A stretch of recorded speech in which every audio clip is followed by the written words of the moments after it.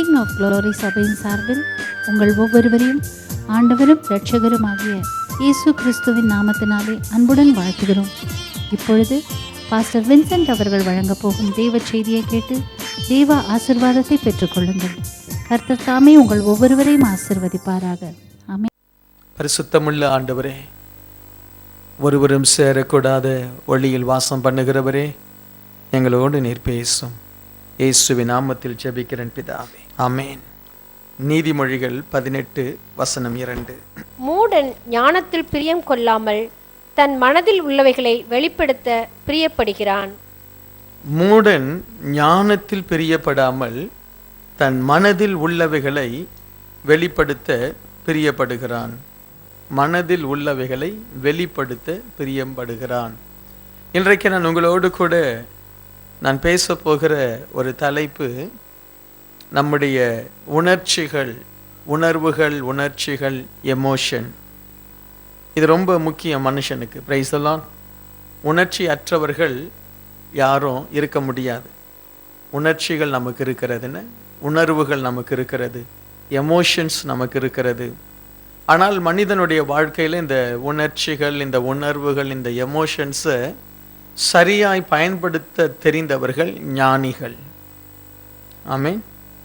இதை சரியாய் பயன்படுத்த தெரியாதவர்கள் சில நேரத்தில் என்ன ஆயிடுவாங்க, அவங்க ஞானம் இல்லாமல் அவருடைய வாழ்க்கை ஒரு தோல்வியை நோக்கி போய்விடும். இல்லாவிட்டால் ஆசீர்வாதத்தை இழந்தவர்களாய் அவர்கள் போய்விடுவார்கள். பிரசங்கி 10:1 சொல்கிறது, செத்த ஈக்கள் தைலக்காரனுடைய பரிமள தைலத்தை நாரி கெட்டு போக பண்ணும். செத்த ஈக்கள் தைலக்காரனுடைய பரிமள தைலத்தை நாரி கெட்டு போக பண்ணும். ஞானத்திலும் கனத்திலும் பேர் பெற்றவனை சொற்ப மதியினமும் அப்படியே செய்யும். சொற்ப மதியினம் அப்படியே செய்யும். மதியினம் எல்லாரிடத்திலும் இருக்கிறது. எல்லாரிடத்திலும் மதியினம் இருக்கிறது. ஆனால் அந்த மதியினத்தை வெளிப்படுத்தாமல் அடக்கிட்டோம்னா ஞானிகள். பிரைஸ் எல்லாம் பாருங்க. ஒரு முறை ஒரு பெரிய ஒரு ஞானி, ஒரு பெரிய ஒரு அறிவாளி 2 பூனை வளர்த்தார். எத்தனை பூனை? 2 பூனை வளர்த்தார். ஒன்று நல்ல கொழு நல்ல பெரிய பூனை, சரியா? இன்னொன்று ரொம்ப குட்டி சின்ன பூனை, மெலிந்த பூனை. இந்த பூனைகள் வெளியே சுற்றி விட்டு வந்து என்ன செய்யும், அந்த கதவை போட்டு என்ன செய்யும், கையில் அதனுடைய கால்களில் வைத்து என்ன செய்யும், கீறும். அப்போ அவர் வந்து என்ன செய்வார், அந்த கதவை திறப்பார். அப்போ அவர் யோசித்தார், இது நம்மளை டிஸ்டர்ப் பண்ணாமல் இருக்க அந்த கதவுல என்ன செய்வோம், ஒரு சின்ன டோர் வைப்போம். அந்த பூனை வந்தால் அது தானாக அதை தள்ளிட்டு உள்ளே வர மாதிரி ஒரு சின்ன ஒரு டோர் வைப்போம் அப்படின்னு சொல்லி வச்சார். அப்போ அவர் அளவு எடுத்தார். பெரிய பூனைக்கு ஒரு டோர், சின்ன பூனைக்கு ஒரு டோர். அப்போ எத்தனை டோர் வச்சார்? 2 டோர் வச்சார். 2 டோரை வச்சு அவர் என்ன செய்தார், ரொம்ப சந்தோஷம் அவருக்கு. பெரிய பூனை வரும்போது எதில் வரணும்? பெரிய டோரில் வரணும். அது அதுக்குன்னு ஏற்படுத்தினது. சின்ன பூனை வரும்போது எதில் வரணும்? சின்னதில் வரணும்னு காத்திருந்தார். அது என்ன செய்ச்சு, பெருசுதுலேயே வந்துடுச்சு. அப்போ தான் அவர் யோசித்தார், அடடா நான் எவ்வளோ பெரிய மதியினேன். 1 வச்சாலே என்ன வரும், 2 உள்ளே போயிருந்தானே, எதுக்கு சின்னது செய்யணும்? ஸோ இதை போல் நம்முடைய மதியினத்தை சில நேரத்தில் நாம் கட்டுப்படுத்திட்டோம்னா நல்லது. Price the Lord. அதனால ஒன்றும் பாதிப்பு இல்லை. தேவையில்லாத ஒரு ஓட்டையை அவர் போட வேண்டியதாய் போய்விட்டது. எனக்கு அன்பானவர்களே, மனுஷனுடைய வாழ்க்கை உணர்வுகள், உணர்ச்சிகள் நிறைந்தது. ஆனால் இந்த உணர்வுகள், உணர்ச்சிகளை ஒரு மனுஷன் சரியாய் அதை பயன்படுத்த விரும்பணும். இன்றைக்கு இந்த உணர்வுகள், இந்த உணர்ச்சிகள் நமக்கு உண்டு, நமக்கு தேவை.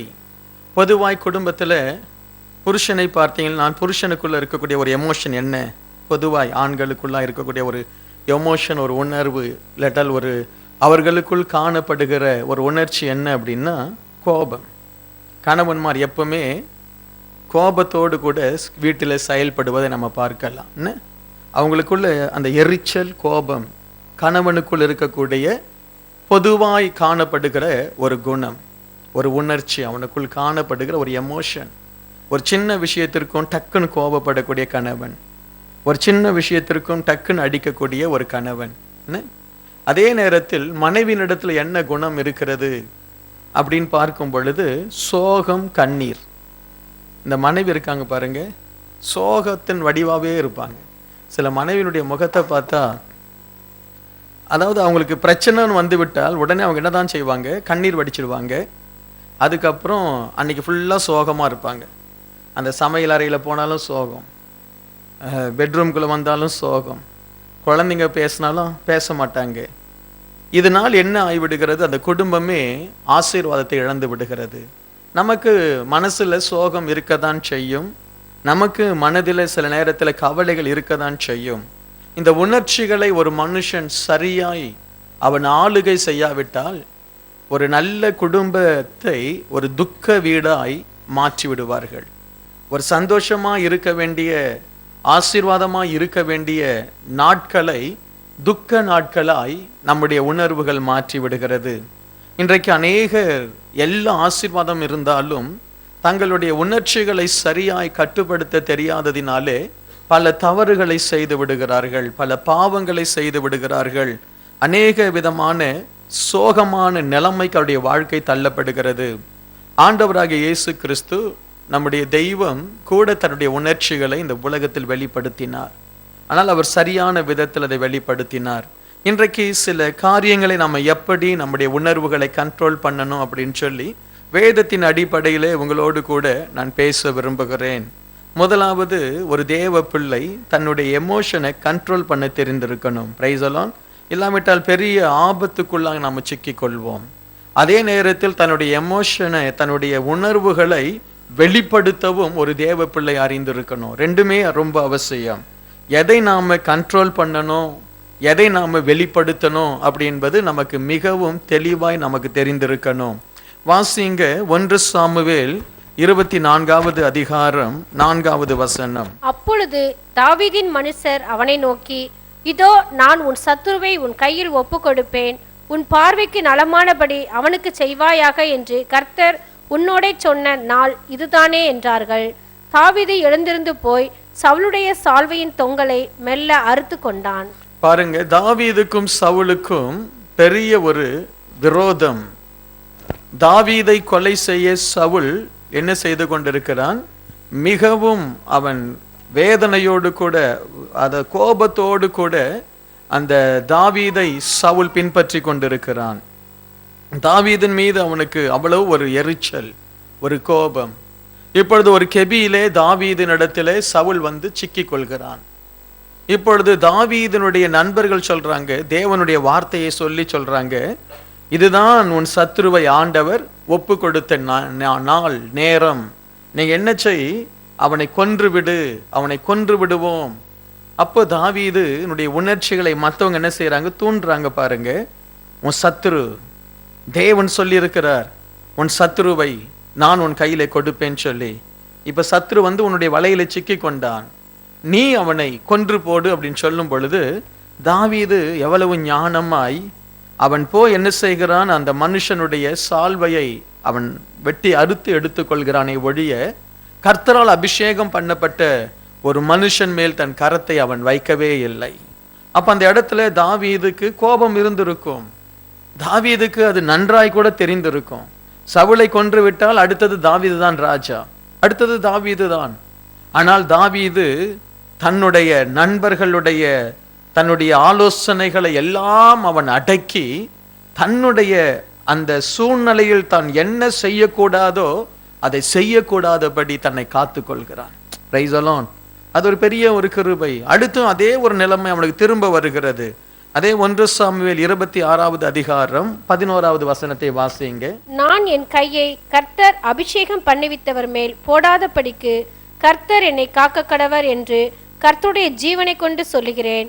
இப்போதும் அவர் தலைமாட்டில் இருக்கிற ஈட்டியையும் தண்ணீர் செம்பையும் எடுத்துக்கொண்டு போவோம் என்றான். பாருங்க, அடுத்த முறை அதே மாதிரி ஒரு சூழ்நிலை வருகிறது.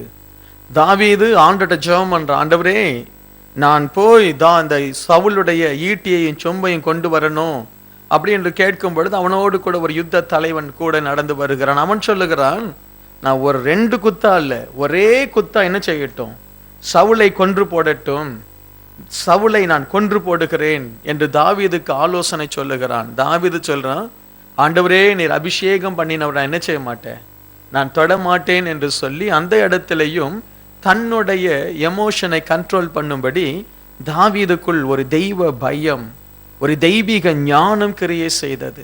ஆகவே தான் தாவீது தேவனுடைய இருதயத்திற்கு ஏற்றவன். இன்றைக்கு நாம நம்முடைய எமோஷன், நம்முடைய சத்துருக்களுக்கு முன்பாய் சில நேரத்தில் நமக்கு திராணி இருக்கும் ஒரு தவற்றையோ, நமக்கு திராணி இருக்கும் ஒரு மனுஷனையோ மேற்கொள்ள. ஆனாலும் அந்த நேரத்தில் நம்முடைய உணர்ச்சிகளுக்கு இடம் கொடுக்காமல் தேவ சித்தத்திற்கு, தேவனுடைய திட்டத்திற்கு நாம் இடம் கொடுக்க அறிந்திருப்போமையானால் நாம தேவனுடைய இருதயத்திற்கு ஏற்றவர்களாய் நாம் இருப்போம். அல்லேலூயா. அநேக நேரம் தேவ பிள்ளைகள் அந்த எமோஷனுக்கு இடம் கொடுத்துடுறாங்க. அதனாலே பெரிய ஆபத்துக்குள்ளாய், பெரிய பழிக்குள்ளாய் கடந்து போகிறாங்க. You must know how to control your emotions. உன்னுடைய அந்த எமோஷனை எப்படி கண்ட்ரோல் பண்ணுவது? எப்படி ஒரு பிரச்சனை வரும் பொழுது நீ ஒரு ஆவேசம் கொண்டு ஒரு வேகத்தில் ஒன்றை செய்யாமல் அந்த இடத்துல நிதானமாய் இருப்பதற்கு நீ அறிந்திருக்கணும். அதே நேரத்தில் மற்றவர்களுடைய உணர்வுகளையும் நாம் அறிந்து கொள்வது மிகவும் அவசியம். இன்றைக்கு அநேகர் மற்றவருடைய உணர்வை குறித்த ஒரு எண்ணமே இல்லாமல் இருப்பார்கள்.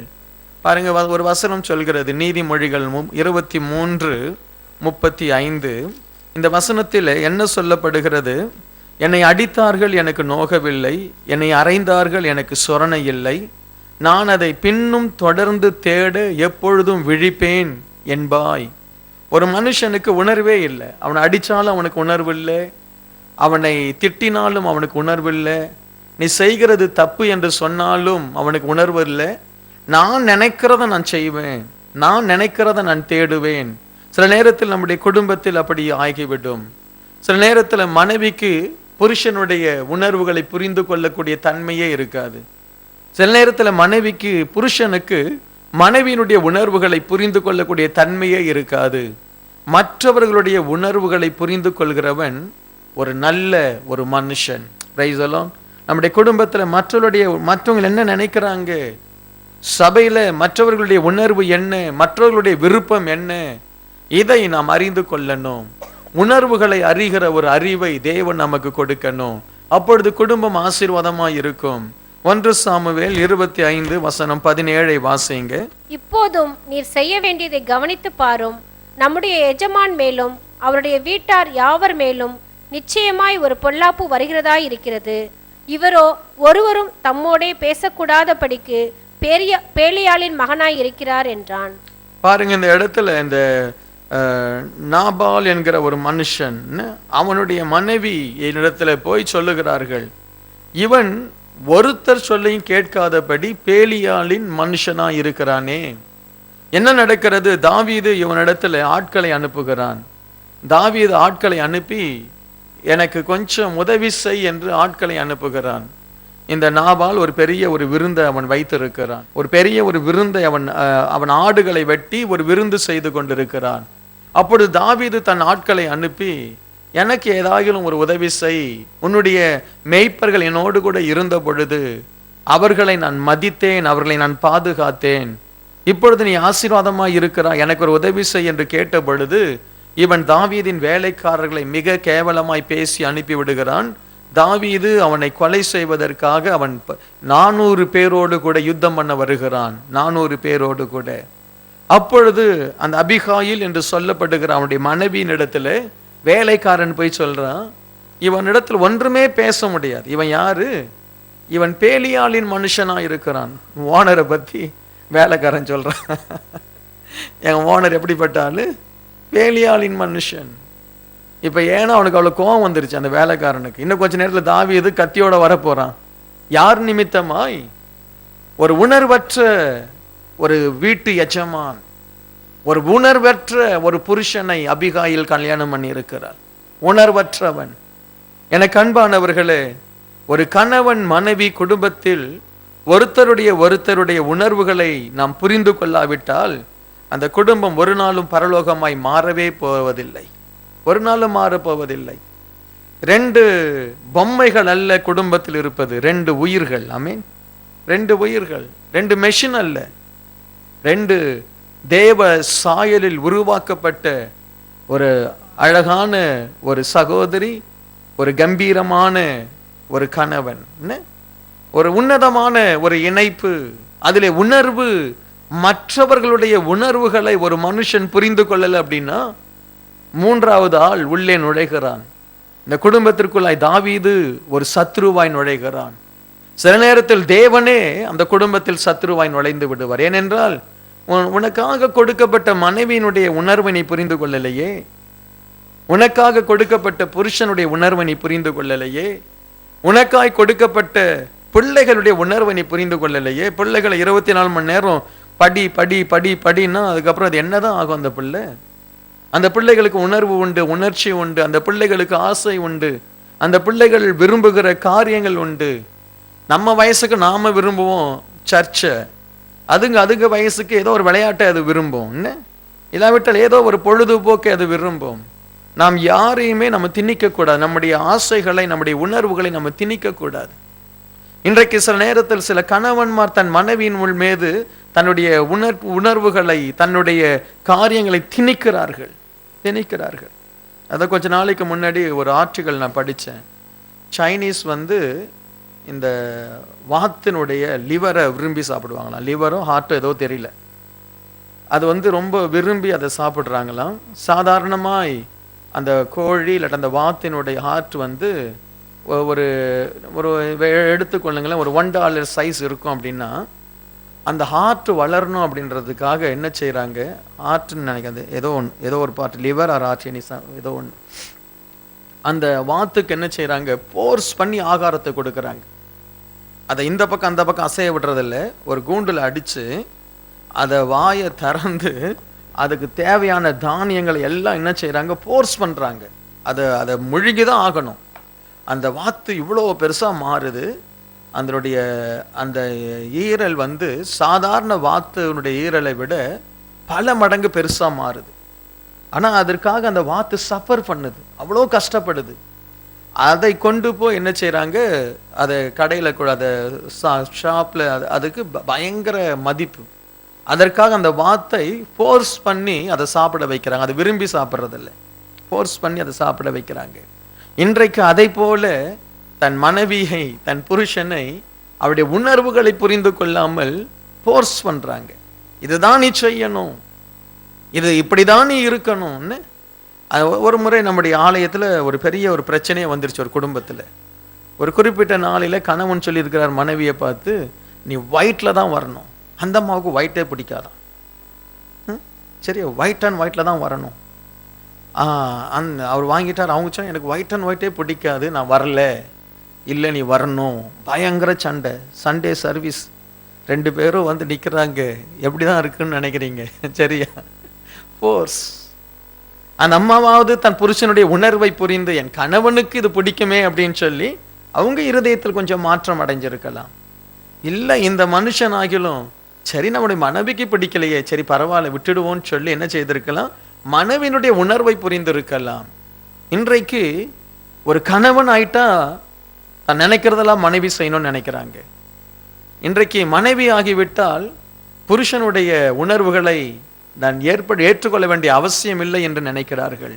ஆகவே குடும்பத்தில் குழப்பங்கள், சண்டைகள், சமாதான குறைவுகள். அல்லேலூயா. இன்றைக்கு ஆண்டவர் உங்களிடத்தில் விரும்புகிறார், உன்னுடைய மனைவியினுடைய உணர்வுகளை தயவு செய்து புரிந்து கொள். Price the Lord.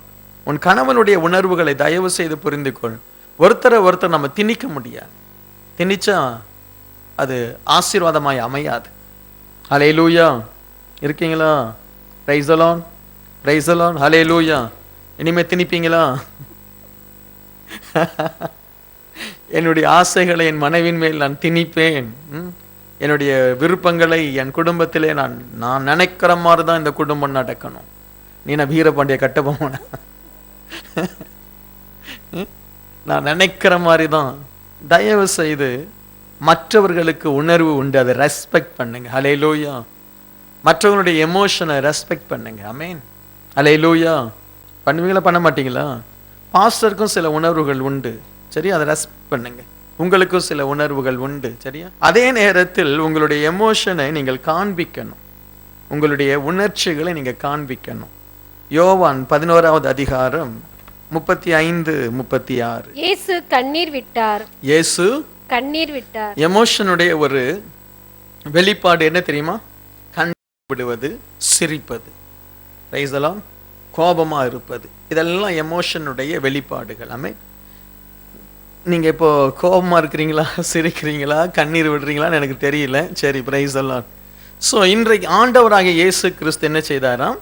கண்ணீர் விட்டார். அதுக்கு அடுத்த வசனம் வாசிங்கம்மா. அப்பொழுது யூதர்கள், இதோ இவர் இவனை எவ்வளவாய் நேசித்தார் என்றார்கள். இதோ இவர் அவனை எவ்வளவாய் நேசித்தார். அப்ப இயேசு கிறிஸ்து இப்ப எதுக்காக வந்திருக்கிறார்? இயேசு கிறிஸ்து எதுக்காக வந்திருக்கிறார்? இது எந்த இடத்துல நடக்குதுன்னு தெரியுமா? அது கல்யாணம் இல்லை. இது என்னது? லாசரு மரித்து போயிருக்கிறான். அவர் அந்த ஊரில் வாசல்ல வந்து நிற்கிறார். எல்லாரும், மார்த்தாள் வந்து அழுகிறாள், மரியாள் வந்து அழுகிறாள். இயேசு கிறிஸ்து அந்த இடத்துல கண்ணீர் விடுகிறார். ஆண்டவர் அவனை சுகமாக்கவே, உயிரோடு எழுப்பவே வந்தார். ஆனாலும் அந்த குடும்பத்தின் மேல் தான் வைத்திருந்த அன்பை என்ன செய்தார்? ஆண்டவர் வெளிப்படுத்துகிறார். இயேசுவினுடைய கண்களில் கண்ணீரை பார்த்த ஜனங்கள், அது ஒருவேளை ஒரு சொட்டு கண்ணீரா இருந்திருக்காது நான் நினைக்கிறேன். கண்ணீர் விட்டார், கண் கலங்கினார் அல்ல, கண்ணீர் விட்டார். அவர் அப்படியே கண்களில் அப்படியே கண்ணீராய் அவருக்கு போகுது. அவர் லாசரை நினைத்து கண்ணீர் விட்டாரா இல்லை என்னை நினைத்து கண்ணீர் விட்டாரா தெரியாது. ஆனால் ஆண்டவர் அந்த இடத்துல கண்ணீர் வடிக்கின்றார். அந்த கண்ணீரை பார்த்தவுடன் ஜனங்கள் புரிந்து கொண்டார்கள், அவர் லாசருவை அதிகமாய் நேசித்தார். Price the Lord. ஒரு தேவ பிள்ளைக்கு தன்னுடைய ஸ்நேகத்தை, தன்னுடைய அன்பை, தன்னுடைய உணர்ச்சிகளை வெளிப்படுத்தவும் தெரியணும், சரியான விதத்துல வெளிப்படுத்தணும். Praise the Lord. Alleluia, alleluia. நம்ம குழந்தையை கட்டி பிடித்து முத்தமிடுகிறோம், செய்யறோமா இல்லையா? அது நம்முடைய அன்பை நம்ம வெளிப்படுத்துகிறோம். அதே நேரத்தில் அந்த குழந்தை மூச்சு திணற மாதிரி கட்டி பிடிக்கிறோமா?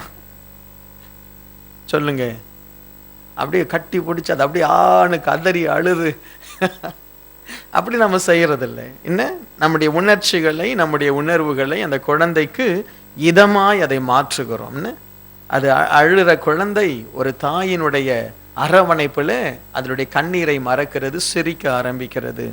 எனக்கு அன்பானவர்களே, எந்த ஒரு மனுஷன் தன்னுடைய உணர்வுகளை தன் குடும்பத்தினருக்கு வெளிப்படுத்த, நல்ல உணர்வுகளை வெளிப்படுத்த அறியாமல் இருக்கிறானோ அவனுடைய வாழ்க்கை ஒரு அர்த்தமற்ற ஒரு வாழ்க்கை, அர்த்தமற்ற ஒரு வாழ்க்கை. அதான் ஒரு தேவ மனுஷன் சொல்றாரு, ஒரு மனுஷன் மரித்து போகும் பொழுது அவனை வந்து வாழ்த்துறாங்க, இவர் நல்லவர், இவர் அன்புள்ளவர், இவர் ரொம்ப சிறந்தவர் என்று சொல்றாங்க. ஆனால் அவன் உயிரோடு இருக்கும் பொழுது அவனுக்கு நன்றி சொல்ல, அவனுக்கு நன்மை செய்ய ஒரு இருதயம் இல்லை. தன் மனைவி இறந்த பிறகு அந்த மனைவியை நினைத்து அழுகிற எத்தனையோ புருஷன்மார் உண்டு. எனக்கு தெரியும் ஒரு ஒரு ஒரு ஒரு ஒரு தேவ மனுஷன் தன் மனைவியோடு கூட பல ஆண்டுகள் பேசவே இல்லை, சொந்த மனைவியோடு பல ஆண்டுகள் பேசவே இல்லை. அந்த மனைவிக்கு ஒரு தீராத வியாதி வந்தது, அந்த மனைவி சாகுற நிலைமை வந்தது.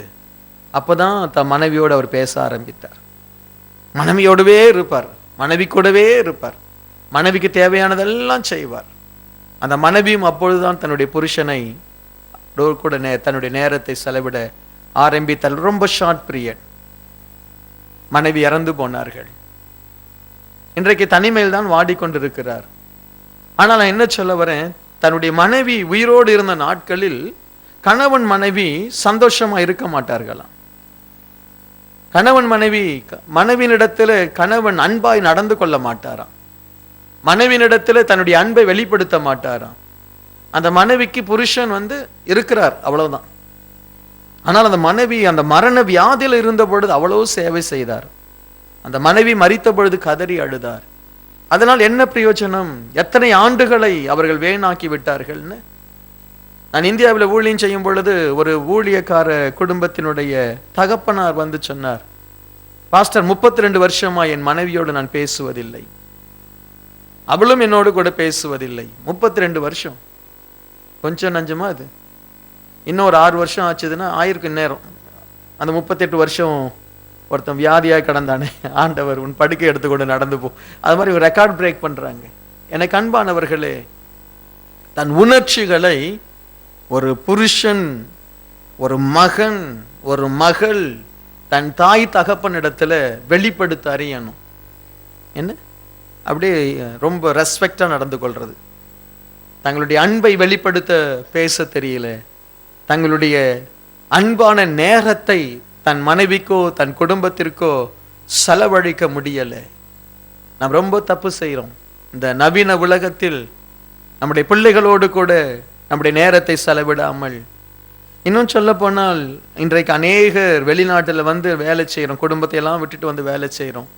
தப்பு தான் அது. நீ சொந்த ஊர்லேயே கொஞ்ச நாள் இங்கே வேலை செய்து சம்பாதித்து விட்டு சொந்த ஊருக்கு போய் குடும்பத்தோடு இருப்பது நல்லது. ஆமீன். குடும்பத்தோடு இருப்பது நல்லது. ஒரு பணத்திற்காக உன்னுடைய அன்பு கணவனை, உன்னுடைய அன்பு மனைவியை, உன்னுடைய அன்பு பிள்ளைகளை விட்டு நீங்கள் பிரிந்து வாழ்வது உங்களுடைய உணர்ச்சிகளை உங்களுக்குள்ளே வைத்து அதை கொலை செய்து கொண்டிருக்கிறீங்கன்னு. நேரம் வரணும், ஒன்று குடும்பத்தோடு நீங்கள் இங்கே வந்து வாழ ஆண்டவங்களுக்கு உதவி செய்யணும். இல்லாவிட்டால் ஒரு குறிப்பிட்ட காலத்திற்குள்ளாய் நீங்கள் கடந்து போய் உங்கள் குடும்பத்தோடு நீங்கள் வாழணும். Price the Lord. உணர்ச்சிகள் வெளிப்படுத்த தெரியணும். இயேசு கிறிஸ்து தன்னுடைய அந்த உணர்ச்சியை, நான் அந்த லாசருவை நேசிக்கிறேன் என்கிற அந்த அன்பை அவர் வெளிப்படுத்தினார். கண்ணீரோடு அவர் வெளிப்படுத்தினார். உங்க மனைவியை நீங்க நேசிக்கிறீங்க அப்படின்றத வெளிப்படுத்திருக்கீங்களா? அது வெளிப்படுத்தணும். உங்க மனைவிக்கு ஸ்பெஷல் கிஃப்ட் கொடுக்கணும். உங்க மனைவிக்கு அவங்களுடைய நல்ல வார்த்தையை சொல்லி அவர்களை உற்சாகப்படுத்தணும். Price the Lord. ஒரு மனுஷனை இடிப்பது ரொம்ப ஈஸி. என்ன, ஒரு மனைவியை ஒரு கணவனை இடித்து தள்ளுவது ரொம்ப ஈஸி. ஒரு வார்த்தை போதும், நீ ரொம்ப குண்டா இருக்க, அசிங்கமா இருக்கிற போதும். நீ எத்தனையோ விலை உயர்ந்த பட்டு புடவை வாங்கி தந்திருப்ப, பல லட்சங்கள் செலவு பண்ணி அவளுக்கு நகையை வாங்கி தந்திருப்ப. ஒரே ஒரு வார்த்தை போதும், காலத்துக்கு அவளுடைய இருதயத்தில் அந்த வார்த்தை இருக்கும், நீ ரொம்ப குண்டா இருக்கியே. சிலர் தன்னுடைய மனைவியை இன்னொரு மனைவியோடு கூட கம்பேர் பண்ணுவாங்க. ஐயோ, அது ஒரு விபச்சார ஆவி. அது அப்படி கம்பேர் பண்ணி பேசுவாங்க. பாரு, அவ பாரு, அந்த சிஸ்டர் பாரு எவ்வளோ அழகா இருக்கிறாங்க, நீயும் இருக்கியே. என்ன ரொம்ப ஆபத்தான வார்த்தைகள். அந்த ஒரு வார்த்தை அந்த மனைவியுடைய இருதயத்தை புண்ணாக்கிடும், உடைச்சிடும். அதே மாதிரி உங்க புருஷனையும் அப்படி பேசிடாதீங்க. உங்க புருஷன் குடிகாரனோ இல்லை உங்க புருஷன் கோபக்காரனோ, உங்க புருஷன் வேறொரு புருஷனை பார்த்து பாருங்க, அந்த பிரதர் பாருங்க எவ்வளோ நல்லவர். உன் புருஷனுடைய இருதயத்தை அது சின்ன பின்னமாக்கிடும் இல்லையா? நீ வாங்கி தருகிற பணம், நீ வாங்கி தருகிற நல்ல உடைகள், நல்ல ஆசீர்வாதமான பொருட்களை விட நல்ல வார்த்தை உன்னுடைய உணர்வுகளை, உன்னுடைய உணர்ச்சிகளை, உன் மனைவியின் மேல், உன் பிள்ளைகள் மேல் வைத்திருக்கிற அன்பை, மதிப்பை சொல்லி பாருங்க. அந்த பிள்ளைகள் நல்லதை செய்யும். என்ன நல்லது செய்யும். தம்பு ரொம்ப நல்லவன் அப்படின்னா அவன் ஏன் கெட்டது செய்ய போறான்? அவன் நல்லவன் தான். என்ன அவன் ஏன் கெட்டதை செய்ய போறான்? ஜானி ரொம்ப கீழ்ப்படிதல் உள்ள பையன், அன்பான பையன். அதுக்கப்புறம் அதுங்க தப்பு செய்ய போகாது. என்ன ஒவ்வொருத்தரை நம்ம பார்த்து அவர்களுக்குள் இருக்கக்கூடிய நற்குணங்களை நம்ம வெளியே காண்பித்து விட்டால் அது அவர்களை காத்துக்கொள்ளும். அது ஒரு வேலியை போல. ஆமே, அது ஒரு வேலியை போல. தயவு செய்து மற்றவர்களுடைய உங்களுடைய அன்பை வெளிப்படுத்துங்க, வெளிப்படுத்தி பேசுங்க. உங்க மனைவியை பார்த்து அழகா இருக்கிறேன்னு சொல்லுங்க. அவங்களுக்கு அது சந்தோஷம். எல்லார் முகத்திலும் ஒரு அழகு இருக்கும். சரியா? அழகு என்பது ஏதோ ஒரு ஒரு விதமான தோற்றத்திற்கு மட்டும் அழகுன்னு இல்லை. எல்லாருடைய முகத்திலும் ஒரு அழகு இருக்கும். ஒரு குழந்தைக்கு தன் தாயினுடைய முகத்தை விட அழகான முகம் இந்த உலகத்தில் எதுவுமே இல்லை. ஒரு அன்பு குழந்தையை கொண்டு ஒரு பெற்ற தாயினுடைய கரத்தில் இருந்து ஒரு குழந்தையை எடுத்து த பெஸ்ட் சினிமா ஆக்டர் கிட்ட கொடுங்க, அது அந்த முகத்தை பார்த்து அலறிட்டு ஆடும். ஏன்னா அதுக்கு அது தாய் முகம்தான் அதுக்கு பிடிக்கும். தாய் முகம்தான் அந்த குழந்தைக்கு அழகு. உண்மையா இல்லையா? சொல்லுங்க, உண்மையா இல்லையா? தாய் முகம்தான் அந்த குழந்தைக்கு அழகு. எனக்கு அன்பானவர்களே, மற்றவர்களுடைய நம்முடைய அன்பை இல்லாவிட்டால் நமக்குள் இருக்கக்கூடிய உணர்வுகளை மற்றவர்களை வெளிப்படுத்த நம்ம கற்றுக்கொள்ள வேண்டியது மிகவும் அவசியம். அதே போல நீங்கள் செய்ய வேண்டிய இன்னொரு காரியம், உங்களுடைய எமோஷன்ஸை நீங்கள் என்ன செய்யணும்? சரியான சேனல் அதை கொண்டு போகணும். Price the Lord. சில நேரத்தில் எப்போ நம்முடைய அன்பை வெளிப்படுத்தணும், எப்போ நம்முடைய கோபத்தை வெளிப்படுத்தணும் அப்படின்னு சொல்லி அதற்குன்னு சொல்லி ஒரு சேனல் இருக்குன்னு அதை சரியான நேரத்தில் நம்ம செய்யறது மிகவும் நல்லது. வாசிங்க நீதிமொழிகள் 29:11. மூடன் தன் உள்ளத்தை எல்லாம் வெளிப்படுத்துகிறான், ஞானியோ அதை பின்னுக்கு அடக்கி வைக்கிறான். மூடன் தன் உள்ளத்தை எல்லாம் வெளிப்படுத்துகிறான், ஞானியோ அதை பின்னுக்கு அடக்கி வைக்கிறான். எசேக்கியா ராஜா வியாதிப்பட்டு சுகமாகிறான். வேதத்தில் நீங்கள் வாசிக்கும் பொழுது, அப்பொழுது பாபிலோன் தேசத்திலிருந்து சில பிரதானிகள் எருசலேமுக்கு வருவாங்க. அப்பொழுது இந்த எசேக்கியா என்ன செய்வான், தன்னுடைய தேசத்தில் இருக்கக்கூடிய, தன்னுடைய அரண்மனையில் இருக்கக்கூடிய விலையேற பெற்ற பொருட்கள், தன்னுடைய யுத்த தளவாடங்கள், தன்னுடைய சகல காரியங்களையும் அந்த பாபிலோன் தேசத்து பிரதானிகளுக்கு அவன் காண்பிப்பான். அப்பொழுது அந்த ஏசாயா தீர்க்கதரிசி வருவார், வந்து கேட்பாரு, உன்னிடத்தில் வந்தவர்கள் யார்? பாபிலோன் என்னும் தூர தேசத்திலிருந்து வந்த பிரதானிகள். அவர்கள் உன் வீட்டில் என்னத்தை பார்த்தார்கள் என்று கேட்டால், என் வீட்டிலே அவர்கள் பார்க்காதது ஒன்றுமே இல்லை என்று ஏசாயாவிடத்தில் அந்த எசேக்கியா ராஜா சொல்லுவான்.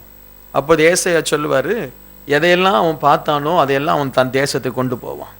நாள் ஒன்று வரப்போகிறது, எதையெல்லாம் நீ அந்த எசேக்கியா அந்த பாபிலோன் பிரதானிகள் பார்த்தார்களோ அதெல்லாம் அவர்கள் எடுத்துக்கொண்டு போவார்கள். அப்பொழுது அவன் சொல்லுவான், நல்லது. ஏசாயா 39:8. அப்பொழுது எசேக்கியா ஏசாயாவை நோக்கி, நீர் சொன்ன கர்த்தருடைய வார்த்தை நல்லதுதான் என்று சொல்லி. பாருங்க, இவர் சொன்ன கர்த்தருடைய வார்த்தை நல்லதா?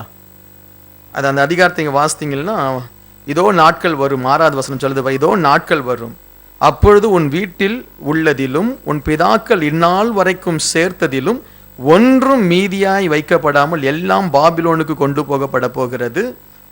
போகப்படும். நீ பெறப்போகிற உன் சந்ததியாராகிய உன் குமாரரில் சிலர் பாபிலோன் ராஜாவின் அரண்மனை வேலைக்காரராக இருப்பார்கள். இதுதான் தானியேல் தீர்க்கதரிசனம் அங்கு நடைபெறுகிறது என்று கர்த்தர் சொல்லுகிறார் என்றான். அப்பொழுது எசேக்கியா ஏசாவை நோக்கி, நீ சொன்ன கர்த்தருடைய வார்த்தை நல்லது தான். எனக்கு இது தெரியல, இவங்க என்ன மீனிங்ல உங்களுக்கு பேசுறாங்கன்னே தெரியல. உடனே ஏசாயா காலில் விழுந்து இது ஆகக்கூடாதுன்னு கேட்டிருக்கலாம்ல, இல்லாட்ட ஜெபம் பண்ணுங்கன்னு கேட்டிருக்கலாம்ல. நீ சொன்ன காரியம் நல்லதுதான். பாருங்க, இவன் தன் வீட்டில் உள்ள எல்லாவற்றையும் அவன் காண்பித்தான். ஒரு தேவ பிள்ளை தன்னுடைய எல்லா உணர்வுகள், எல்லா ரகசியங்கள், எல்லா உணர்ச்சிகளை இந்த உலகத்துக்கு வெளிப்படுத்தக்கூடாது. Price the Lord. வெளிப்படுத்தக்கூடாது. நீ கோபமா இருக்கிறத கூட சில நேரத்தில் காமிச்சு கூட சிரிக்கணும், பாஸ்டர் மாதிரி. கோபமா இருக்கிறது காமிச்சு கூட சில இடத்துல சில நேரம் நம்ம கோபமா இருக்கதான் செய்வோம், ஆனால் அதை வெளிப்படுத்திடக்கூடாது. அதுக்கப்புறம் அவங்க சர்ச்சைக்கு வர மாட்டாங்களே, அதை வேற நேரத்தில் நைஸாக அதை வேற மாதிரி பாலிஷ் பண்ணி, இப்போ அன்பா சிஸ்டர் நீங்கள் இப்படி செய்தீங்களே, இது உங்களுக்கே நியாயமா? ஒரு நல்ல தேவ பிள்ளை இப்படி செய்யலாமா? நீங்கள் உன்னதமான தேவ கிருபை பெற்றவங்க தானே அப்படின்னா அவங்களுக்கு கொஞ்சம் வரைக்கும் கொஞ்சம் கோபம் வரும். ஆனாலும் அதை என்ன செய்வார், ஆண்டவர் அட்ஜஸ்ட் பண்ணுவார். Price the Lord. கோபம் வரும், ஆனால் கோபத்தை என்ன செய்யக்கூடாது, காட்டிடக்கூடாது. மனைவி கிட்ட கோபம் வந்தா வீட்டில் இருக்கும்போது காட்டுங்க, சர்ச்சில் காமிச்சிங்கன்னா அவ்வளோதான், உங்க மானம் போயிடும். உண்மையா இல்லையா?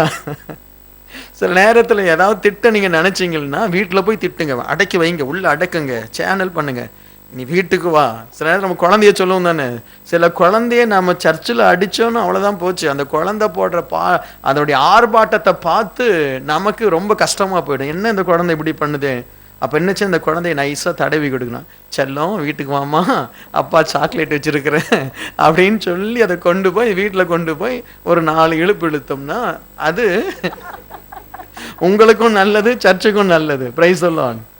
ஸோ நம்முடைய மேனஸ், நம்முடைய உணர்வுகளை சில நேரத்தில் வெளிப்படுத்தணும், சில நேரத்தில் வெளிப்படுத்தக்கூடாது. அப்போ ஒரு தேவ பிள்ளை அநேக நேரம் குடும்பத்தில் ஏன் சண்டை வருது தெரியுமா? உனக்கு அந்த நேரத்தில் அவங்க தப்பு செய்ததை போல் இருக்கும். அந்த தப்பு கொஞ்ச நேரத்துக்கு அப்புறம் அவங்க உங்களுக்கு நன்மை செய்யக்கூடியவர்களாய் மாறுவாங்க. நீங்க ஒருத்தர் பார்த்துருப்பீங்க, உங்களுக்கு பிரைஸ் தி லார்ட் சொல்லாம போன மாதிரி இருக்கும். நீங்க அவங்களுக்கு பிரைஸ் தி லார்ட் சொல்லியிருப்பீங்க. உடனே அவங்களை கூப்பிட்டு, சிஸ்டர் நான் தான் உனக்கு பிரைஸ் தி லார்ட் சொன்னேன், நீங்க என்ன ரொம்ப பெரிய ஆளா, ஒரு பதில் ஒரு விஷ் பண்ண மாட்டீங்களா? நீங்க அந்த நேரத்தில் நீங்க சொல்லிட்டீங்கன்னா பெரிய ஒரு பிரச்சனை, பெரிய ஒரு பிரிவினையே வந்துடும். சரி பரவாயில்லன்னு சொல்லி கோபத்தை அடைக்குங்க. அடுத்த முறை அவங்க பிரைஸ் தி லார்ட் சொல்லும் போது நம்ம அப்படியே ஒதுங்கி போயிடலாம். நீங்க நினைச்சுக்கோங்க, மனசுல அப்படியே உங்களை ஆற்றிக்கொள்ளுங்க. நான் சொல்லி தரல, ஆற்றிக்கொள்ளுங்க, மனசை அப்படியே ஆற்றிக்கொள்ளுங்க, சரியா? ஆனா கொஞ்ச நேரத்தில் அவங்க உங்களை வாழ்த்துவாங்க, இல்லாட்ட ஒரு நல்ல செய்தியை சொல்லுவாங்க. பிரதர் அன்னைக்கு நீங்கள் ஜெபம் பண்ணீங்களே, எனக்கு ஆண்டவர் உடனே ஒரு அற்புதம் செய்தார், ரொம்ப நன்றி பிரதர்னு சொல்லி வந்து சொல்லுவாங்க. உங்களை நிஜமாவே அவங்க பார்த்துருக்க மாட்டாங்க. சில நேரத்தில் தேவ பிள்ளைகள் உங்களுடைய உணர்ச்சிகளை தயவு செய்து உடனே வெளிப்படுத்திடாதீங்க. அவனுக்கு பேர் தான் முற்கோபி, அவனுக்கு பேர் தான் மூடன். Price the Lord. அந்த உணர்ச்சிகள் அடக்க முடியாம உடனே வெளிப்படுத்துவது. ஒரு தேவ பிள்ளை தங்களுடைய உணர்வுகளை, உணர்ச்சிகள் என்ன செய்யணும்? அடக்கணும், அதை பாதுகாத்து கொள்ளணும். அதனால் உங்களுக்கு நல்ல ஆசீர்வாதங்களை தேவன் கொடுப்பார். அடுத்து, நம்முடைய உணர்ச்சிகள் நம்ம அடக்காமல் போனால், இல்லாவிட்டால் அதை சரியாக நம்ம பயன்படுத்தலைன்னா, நான் ஆரம்பத்தில் சொன்னேன் பாருங்க, ஒரு ஞானியினுடைய மதியினம், அவனுடைய மதியினம், அற்பமான சில செயல்கள் அவனை நாரி போக பண்ணுவதை போல, சில தேவ பிள்ளைகள் உங்களுடைய உணர்ச்சிகளை நீங்கள் கட்டுப்படுத்தாமல் போயிட்டீங்கன்னா உங்களுடைய ரெஸ்பெக்ட் குறைஞ்சிடும். உங்கள் ரெஸ்பெக்ட் குறைஞ்சிடும். உங்கள் குழந்தை சர்ச்சில் ஒரு தப்பு பண்ணுச்சு, இல்லைன்னு சொல்லலை. நீங்கள் அந்த குழந்தைய சர்ச்சு முன்னாடியே ஓங்கி கோபத்தோடு, அகோர கோபத்தோடு அந்த குழந்தைய நீங்கள் அடிக்கிறீங்க, உங்கள் முகம்லாம் மாறுது அப்படின்னு நாங்கள் உங்களை தேவதூதன் நினச்சிருப்போம். அட, ஆண்டவர் இப்படிப்பட்ட ஒரு பிரதரை நமக்கு கொடுத்தாரு, இவர் தேவதூதன் மாதிரிலாம் இருக்கிறார் நாங்கள் நினச்சிருப்போம் உங்களை குறித்து. அப்படி தான் நிறைய பேர் குறித்து நாங்கள் நினச்சிட்டு இருக்கிறோம். நீங்கள் அதை மாற்றிடாதீங்க, சரியா? உங்களை குறிச்செல்லாம் எங்களுக்கு நல்ல எண்ணங்கள் உண்டு, இவங்க நல்லவங்க. நீங்கள் அந்த நேரத்தில் உங்கள் ஆவேசமான அடி, ஆவேசமான வார்த்தை, ஆவேசமாய் நீங்கள் நடந்து கொள்கிற காரியங்கள், உங்கள் மேலே நாங்கள் வச்சிருக்கிற மதிப்பை நீங்களே கெடுத்துடுவீங்க. Price the Lord. நீங்களே கெடுத்துடுவீங்கன்னு. நீங்கள் பேசுகிற ஜோக்கு, சில நேரத்தில் நீங்கள் ஜோக் அடிக்கிறேன்னு சொல்லி தகாத வார்த்தைகளை குறித்து நீங்கள் பேசும் பொழுது, என்ன இந்த பிரதர் இவ்வளோ சீப்பாக இருக்கிறாரு அப்படி நினைப்போமா, நினைக்க மாட்டோமா? என்ன இவ்வளோ சீப்பாக இருக்கிறாரு, இந்த பிரதர் இப்படி பேசுகிறாரு. அப்போது நம்முடைய எமோஷன்ஸை நம்ம சரியாக கண்ட்ரோல் பண்ணலை அப்படின்னா நம்முடைய மதிப்பை நம்ம இழந்து போவோம், நம்முடைய மரியாதையை நம்ம இழந்து போவோம். இன்றைக்கு சபையில் இருக்கக்கூடிய தேவ பிள்ளைகள், உங்களுக்குள்ள உணர்வுகளை, நல் உணர்வுகளை வெளிப்படுத்துங்க. நல் உணர்வுகளை உங்களுடைய குடும்பத்தில் வெளிப்படுத்துங்க. நல்ல உணர்வுகளோடு கூட நீங்கள் வாழும் பொழுது அந்த குடும்பம் சந்தோஷமா இருக்கும், சுவையா இருக்கும். Price the Lord. ஒரு கோபம் ஒரு நேரத்தில் கூட ஒரு ஜோக் அடிக்கிற ஒரு சுபாவம் உங்களுக்கு இருந்துச்சுன்னா ரொம்ப சந்தோஷம்னு அப்படியே அந்த கோபத்தை அப்படியே நீங்கள் மாற்றக்கூடிய ஒரு மனிதனாய் மாறிவிடலாம். பெரிய பெரிய பிரச்சனைகள் வந்தாலும் அதை அமைதியாக ஏற்று ஒரு ஜெபத்தில் போய் ஆண்டோடைய சமூகத்தில் காத்திருந்து அதில் வெளியே வரக்கூடிய ஒரு கிருபை உங்களுக்கு இருந்தால் மிக நலமாய் இருக்கும். அல்லேலூயா. இன்றைக்கு சண்டை எந்த குடும்பத்தில்? தங்களுடைய எமோஷனை கண்ட்ரோல் பண்ண தெரியாத குடும்பத்தில், புருஷனை புரிந்து கொள்ளாத குடும்பத்தில், மனைவியை புரிந்து கொள்ளாத குடும்பத்தில். இன்றைக்கு இந்த 2011ஓட உங்களுடைய லைஃப்பில் ஒரு பெரிய மாற்றங்கள் வருவதற்கு தவறான எமோஷன்ஸ்லேருந்து வெளியே வாங்க, ஜெபம் பண்ணுங்க. நீங்கள் ஒரு முற்கோபம் உள்ளவராக இருந்தால் தயவுசெய்து அதில் வெளியே வாங்க. அது ஒன்றும் பெரிய ஒரு பிரச்சனை இல்லை, வெகு சுலபத்தில் வெளியே வந்துடலாம். பிரைஸ் எல்லாம் மனசில் ஒரு தீர்மானம் எடுக்கணும், அவ்வளவுதான். ஆண்டவரே எனக்கு உம்மை போல என்னை மாற்றும் என்று சொல்லி ஜெபித்து ஒரு தீர்மானம் எடுத்தால் போதும். சரி, அடக்கி வைப்பதல்ல, இயேசுவினுடைய அந்த கிருபை அப்படியே மனதில் இழுத்து கொள்வது. ஹல்லேலூயா. இன்றைக்கு நம்முடைய சபையில் இருக்கக்கூடியவர்கள் நல் உணர்வுகளை வெளிப்படுத்துங்க. ஒருத்தரை ஒருத்தர் நன்றாய் பார்த்து விஷ் பண்ணுங்க, பேசுங்க, சிரிங்க. அதெல்லாம் செய்யும் பொழுது அந்த சபையே ஒரு சந்தோஷமான ஒரு சபையாக இருக்கும். நீங்கள் எல்லாரும் ஒருத்தர் சிரித்து பேசினா எவ்வளோ நல்லா இருக்கும்னு. நேற்று ரொம்ப நல்லா இருந்தது, சின்ன பிள்ளைங்க அவ்வளோதான் சந்தோஷமாய் சிரித்து பேசி விளையாடி கொண்டு இருந்ததுங்க, ஓடிக்கொண்டு இருந்ததுங்க. எனக்கு சண்டே சர்வீஸை தவிர, இந்த ஆராதனை நேரத்தை தவிர மற்ற நேரம் பிள்ளைகள் விளையாடுற செய்கிற சேட்டைகளை நான் ரசிப்பேன். சரியா, இந்த ஆராதனை நேரத்தில் தான் எனக்கு கொஞ்சம் அது டிஸ்டர்ப் ஆகுமேன்னு சொல்லி பிரச்சனை. மற்றபடி அந்த பிள்ளைகள் டான்ஸ் ஆடுறது, விளையாடுறது, சண்டை போடுறது, ஒருத்தர் பின்னாடி ஒருத்தர் ஓடுவது, அதெல்லாம் ரசிக்கக்கூடிய நிலைமை. ஏன் தெரியுமா?